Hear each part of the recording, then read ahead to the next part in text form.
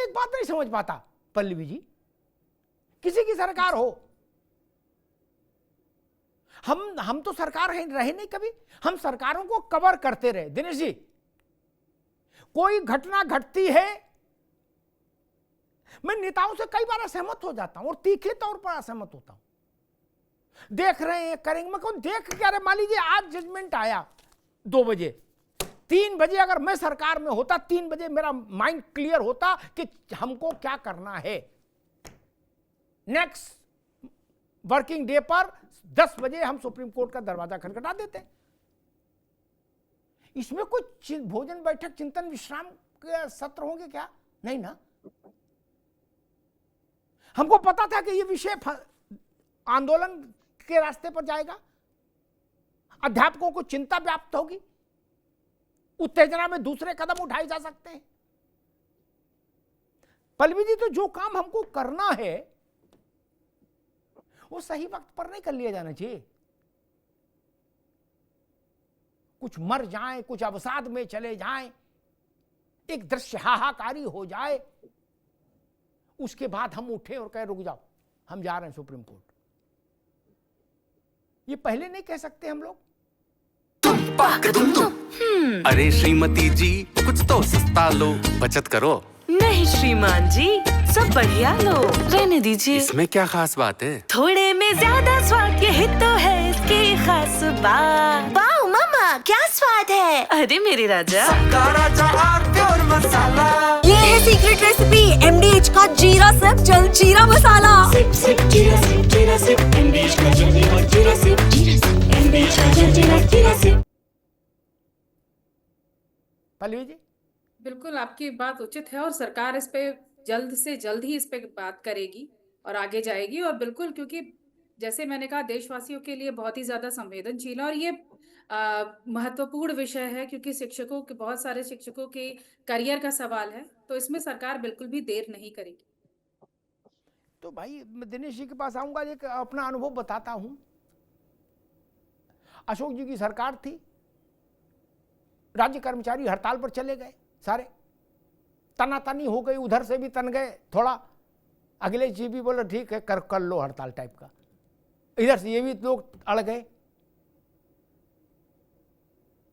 मुझे ये समझने में 5 मिनट लगा अशोक बाबू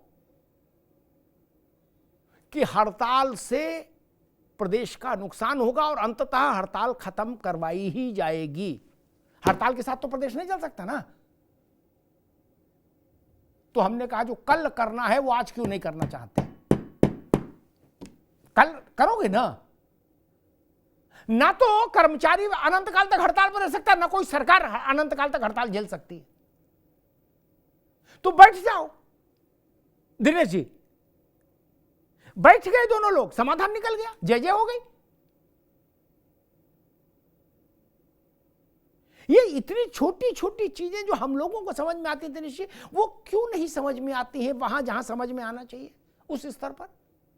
उदाहरण के लिए सुप्रीम कोर्ट का फैसला, इस पर तो फैसले को देखने के 5 मिनट के भीतर एक ओपिनियन फॉर्म हो जानी चाहिए थी कि क्या करने योग्य होगा। दिनेश जी जी बिल्कुल आपकी बात सही है, क्योंकि मसला भारत सरकार से ही निपटेगा। इसलिए हम लोग, जैसे ये 1 तारीख को डिसीजन आया, 2 तारीख को समाचार पत्रों के माध्यम से सारे शिक्षकों के बीच में गया, तो 2 के बाद से ही हम लगातार भारत सरकार के संपर्क में हैं, प्रयास कर रहे। माननीय शिक्षा मंत्री भारत सरकार से हमने समय मांगा और हमारा प्रयास था कि उनसे मिलकर के चीज को क्लियर करें कि ना कहीं इसमें सरकार कुछ ऐसा चाहती है ना कुछ, लेकिन कहीं कंफ्यूजन है एनसीटी की गाइडलाइन की वजह से या उनके एफिडेविट की वजह से। हमने माननीय शिक्षा मंत्री भारत सरकार से समय मांगा और 9 तारीख को समय मिला भी, लेकिन माननीय उपराष्ट्रपति के चुनाव के चलते बाद में उनके कार्यालय से सूचना मिली कि आज व्यस्तता रहेगी, आज वार्ता नहीं हो सकेगी। और इसमें हम यही चाहते हैं कि भारत सरकार से माननीय शिक्षा मंत्री जी संगठनों को समय दें, बैठ करके बात करें। और ये कोई बड़ा वो नहीं है, अगर माननीय शिक्षा मंत्री इसमें पहल करेंगे, एनसीटी को बुला करके उनसे कहेंगे कि भाई इसको स्थिति को स्पष्ट करिए, और स्पष्ट होना चाहिए, क्योंकि ये प्रदेश में दिन ब दिन हर व्यक्ति की एक धैर्य धारण करने की क्षमता होती है। अभी 2 शिक्षक जो गए, इस लोक से चले गए, वो सिर्फ धैर्य ना होने की वजह से ही चले गए। और एक ये ऐसा समय है 20 साल 25 साल 30 साल की जिसकी नौकरी हो गई है, 50 प्लस है, कहीं किसी के बच्चे पढ़ रहे हैं, उसने लोन ले रखा है, किसी पे मकान का लोन है, किसी की बेटियां विवाह योग्य हैं, तो व्यक्ति के सामने जिम्मेदारियां हैं। और व्यक्ति को जब जिससे ये पता चला अखबार के माध्यम से कि 2 साल के अंदर यदि टीईटी नहीं होगी तो आपको निकाल दिया जाएगा, ये एक बहुत बड़ी एक गाइड मतलब कट ऑफ दे दिया गया। इससे पूरा शिक्षक समाज अवसाद में आ गया है और जो लोग धैर्य धारण नहीं कर पा रहे वो उनकी स्थिति सामने आई। इसलिए माननीय भारत सरकार को आगे आना चाहिए और जैसा आपने कहा कि भारत सरकार जब चाहेगी इसको बैठ करके तब एनसीटी को बुला करके गाइडलाइन स्पष्ट होगी और जो एनसीटी गाइडलाइन होगी उसके अनुरूप ही ना माननीय सुप्रीम कोर्ट तो उसके अनुपालन के लिए कहेंगे ना कि जो गाइडलाइन है भाई उसका अनुपालन होना चाहिए। तो एनसीटी को वहां क्लियर करना चाहिए कि भाई ये होगा ये हो, तो भारत सरकार को निश्चित तौर पर इसमें जल्दी पहल करनी चाहिए। जो आपने अभी कही 2 पंक्तियां कही कि उसमें देर ना हो, तो वही चीज है कि आप नुकसान होगा। अभी 2 साथी गए हैं और 2 साथी तो उत्तर प्रदेश के गए हैं क्योंकि पूरे देश का मसला है। छत्तीसगढ़, झारखंड और राजस्थान, महाराष्ट्र, यहाँ के लोग भी हैं। आज शाम को 7:30 बजे ऑनलाइन मीटिंग भी रखी गई है उनके साथ में। पूरे देश के लोग चिंतित हैं। ये अलग बात है कि उत्तर प्रदेश में सबसे अधिक संख्या लगभग 2 लाख शिक्षक हैं, तो भारत सरकार को इस पर जल्दी पहल करनी चाहिए और आगे आकर के इस मसले का समाधान करना चाहिए। जी, त्रिभुवन सिंह भी हमारे साथ जुड़ गए हैं, उपाध्यक्ष हैं शिक्षा मित्र संगठन के। त्रिभुवन जी, इस पूरी परिस्थिति को कैसे देख रहे हैं भाई? अमिताभ जी, पहले तो आपको बहुत बहुत नमस्कार और बहुत बड़ा मुद्दा आपने आज पुनः फिर उठाया है। आपसे कोई भी जानकारी छिपी नहीं। आपने देखा कि 25 जुलाई 2017 को माननीय न्यायालय का, सुप्रीम कोर्ट का जो निर्णय आया, उसके बाद से लेकर आज तक लगभग 8 से 10 हजार शिक्षा मित्र इस दुनिया में नहीं रहे। मेरी आवाज आ रही है? जी जी आ रही है। शिक्षा मित्र नहीं रहे। हेलो जी, आ रही त्रिभुवन, आ रही आवाज आपकी। 8 से 10 हजार शिक्षा मित्र नहीं रहे। आपने देखा कि अभी हाल ही में जो 2 भर्तियां हुई और उन दोनों भर्तियों में आपने देखा कि क्वालिटी एजुकेशन के नाम पे सुपर टेट थोपा गया और यहाँ तक कि हाई कोर्ट की यह टिप्पणी भी थी, क्या सुपर टेट शिक्षा मित्रों को निकालने के लिए थोपा गया? तो यही वर्तमान की सरकार ने यह कहा तो नहीं, हम क्वालिटी एजुकेशन के नाम पे समझौता नहीं होने देंगे, हम सुपर टेट लगाएंगे। ये मामला माननीय न्यायालय से होता हुआ और उच्च न्यायालय तक गया। आखिर जब 25 जुलाई 2017 के बाद लगभग 40 से 50 हजार शिक्षा मित्र टेट पास था, क्यों ना सरकार टेट पास शिक्षा मित्रों का एक बीच का रास्ता निकाल करके उनका जो है किसी भी तरीके से मानदेय, वेतन, भत्ते, जो भी सारी चीजें हैं उनको बढ़ाती। लेकिन आज मैं देख रहा हूँ कि जो हमारे सम्मानित शिक्षक हैं उनके आगे जब ये समस्या आई तो वहां पर तमाम सारी बातें निकल कर आ गई कि काफी समय से पढ़ा रहे थे। हमारे शिक्षा मित्र भी 2200 लगे हुए थे उत्तर प्रदेश में, 1.5 लाख शिक्षा मित्र थे। सरकार ने रिव्यू पिटीशन भी डालने की कोशिश नहीं की। इस बात का दुख है, इस बात का दुख है। माननीय योगी जी से हम लोगों ने सांसद, विधायक सभी से कहा कि जो हमारी सुरक्षा कीजिए। यहाँ तक कि माननीय प्रधानमंत्री जी ने भी बनारस की रैली से वादा किया था कि कोर्ट का ऑर्डर आने दीजिए, हम लोग देखेंगे, समझेंगे और जरूर कोई ना कोई बीच का रास्ता निकालेंगे। उसके बाद भी आज तक आपको देखा कई बार मुद्दा उठाया कि इनका चलो भाई मानदेय बढ़ा दिया जाए, लेकिन आज तक अमिताभ जी 1 रुपए भी नहीं बढ़ा।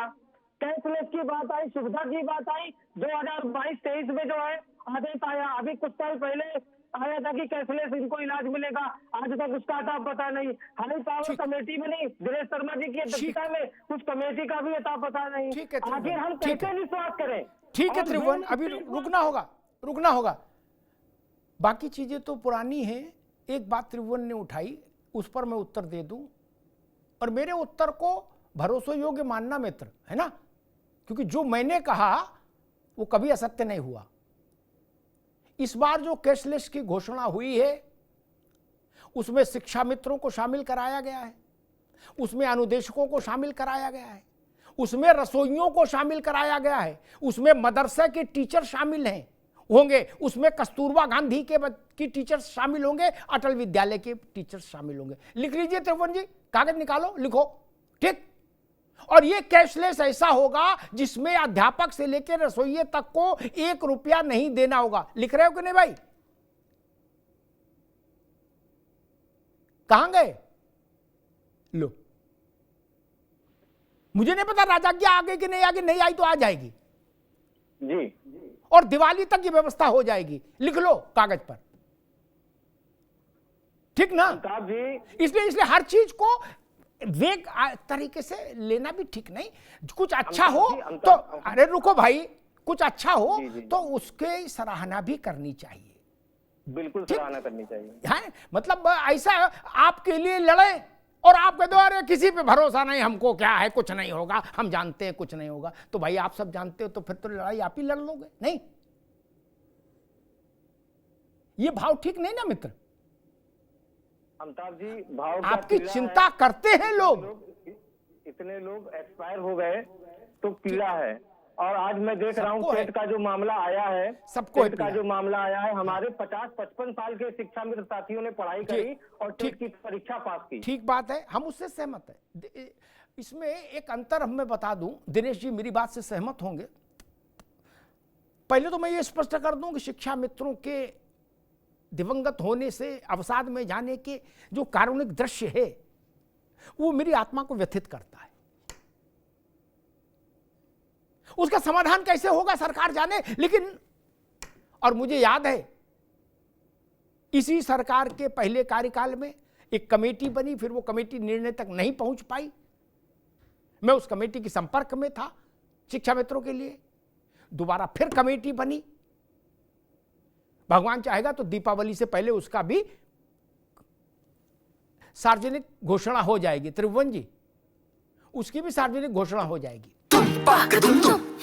अरे श्रीमती जी कुछ तो सस्ता लो, बचत करो।